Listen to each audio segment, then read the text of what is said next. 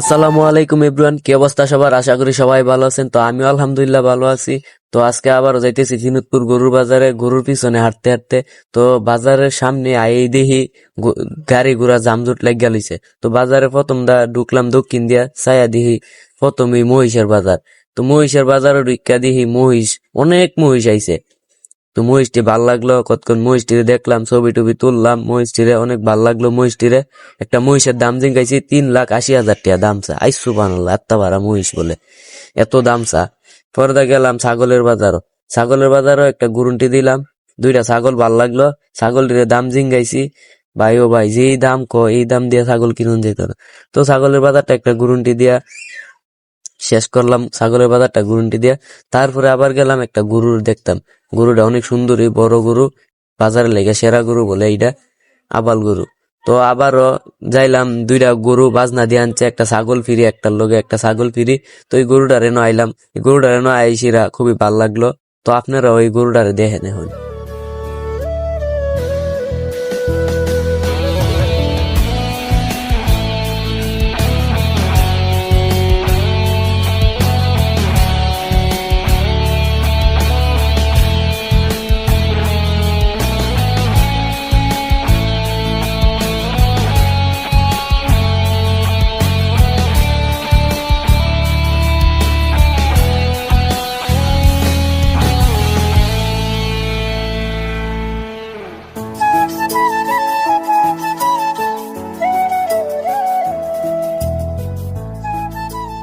তো বাজারটাও একটা হালকা পাতলা একটা গরুন্টি দিলাম। তো আমরা একটা গরু কিনাম, দিহি একটা গরু পছন্দ টছন্দ হয়নি।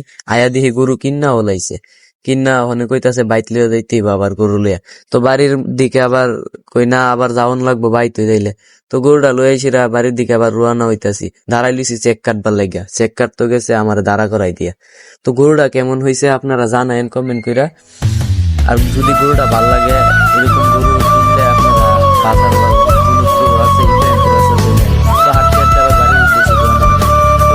ভিডিওটা কেমন হয়েছে অবশ্যই কমেন্ট করে জানাবেন। আর যদি ভালো লাগে লাইক কমেন্ট করতে ভুলবেন না, শেয়ার করে দিবেন, অবশ্যই পাশে থাকবেন। ওকে, আল্লাহ হাফেজ।